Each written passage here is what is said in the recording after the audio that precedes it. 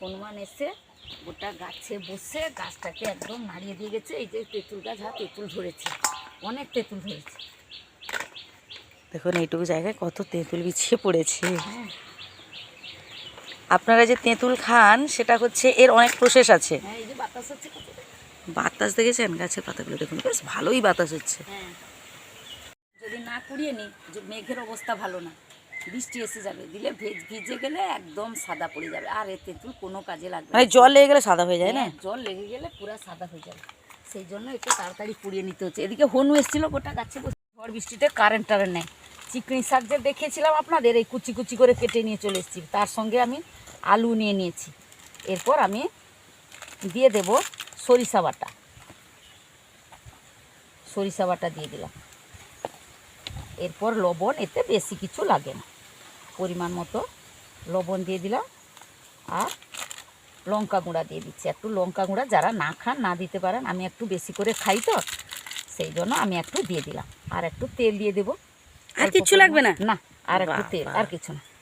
এরপর আমি এটাকে মাখিয়ে ফেলবো, মাখিয়ে রেখে দিয়ে কলা পাতা আনতে যাব, সেই জন্য তাড়াহুড়া। এটা কলা পাতায় হবে? হ্যাঁ, কলা পাতায় পুরা হবে। বাহ, দারুণ লাগবে কিন্তু খেতে, গরম গরম ভাতে না। ভালো করে একে যত মাখাবে এ তত নরম হয়ে যাবে, একদম একদম নরম, দারুণ। তো মনে হচ্ছে কাঁচাই খেয়ে নি। তোর এই রান্নার সরঞ্জাম দেখে মনে হচ্ছে, মানে এইভাবে যে করছো, হ্যাঁ, এই কাঁচাগুলোই যেন খেয়ে নি এমন মনে হচ্ছে। তবে হ্যাঁ, ঘিমা পাতা কিন্তু বেটে কাঁচা খাওয়া যায়, কিন্তু তাই না? চিকনি শাক খাওয়া যায় না। চিকনি শাকটা খাওয়া যায় না। ঘিমা পাতা বেটে একদিন দেখাবে তো। ঘিমা পাতা বেটে তাতে কাঁচা লঙ্কা এবং একটু সরষা বেটে দিয়ে তাকে গরম গরম ভাতে, কাঁচা? হ্যাঁ কাঁচা, আচ্ছা, একবার কিন্তু করে দেখাবে। পান্তা এইগুলোতে ভালো লাগে। মাখানো হয়ে গেল, এরপর থাক, আমি বাগান থেকে কলা পাতা ঝট করে নিয়ে আসি। আপনারা দেখতে থাকুন, আমি কলা পাতাটা নিয়ে আসি, তাড়াতাড়ি চলে। কলা পাতা কাটতে যাচ্ছেন মা? একটা বালা পড়ে গেছে দেখেছো মা, শুকনো? হ্যাঁ, গাছ থেকে গোটা পড়ে গেছে, কলা পাতাটা কেটে নিই। এইটা হলেই হবে।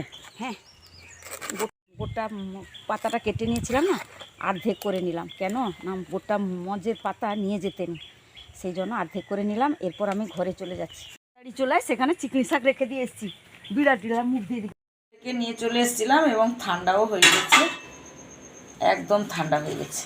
এরপর আমি উল্টে দিচ্ছি, দেখুন। এরপর আসল মজা তো এই ভেতরেই আছে।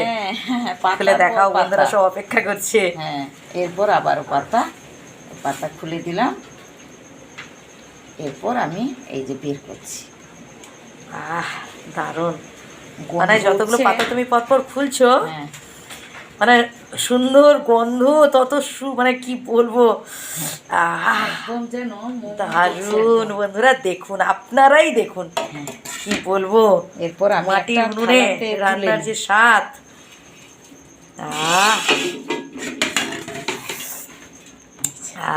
দারুণ দারুণ দারুণ। মা, তুমি আমাকে একটা চামচ দাও, আমি আগে খেয়ে তোমাকে বলবো যে কেমন হয়েছে। তুমি তোলো চামচে, এই এক ধার থেকে দেখেই তোমার জিভে জল এসে যাচ্ছে গো মা। এই যে দাও বন্ধুরা, দেখুন, এই হাত থেকে পড়ে গেল। তুমি তোলো, চামচে তোলো।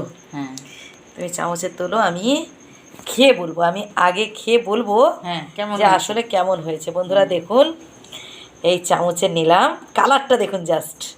এবার খাচ্ছি আমি।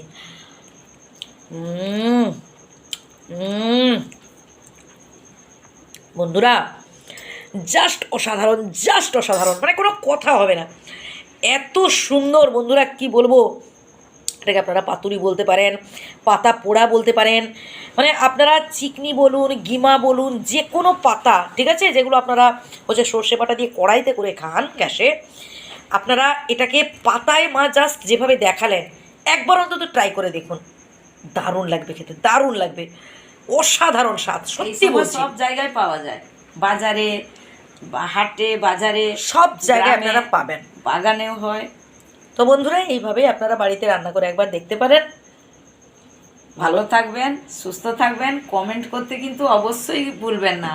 টাটা। কিরে, এই প্লেটে এটা কি রেখেছো পাতায়? আরে তখন যে চিকনি শাকের পাতুরি বানিয়েছিলাম না, তুলে নিয়ে চলে এসেছি, ঠান্ডাও হয়ে গেছে, উনানে করেছিলাম না, ঝটকা উঠেছে, সেই জন্য তুলে নিয়ে চলে এসেছি, ঠান্ডা হয়ে গেছে। এই যে ওয়াও, পাতুরি। দারুণ হয়েছে, দারুণ হয়েছে, দারুণ হয়েছে।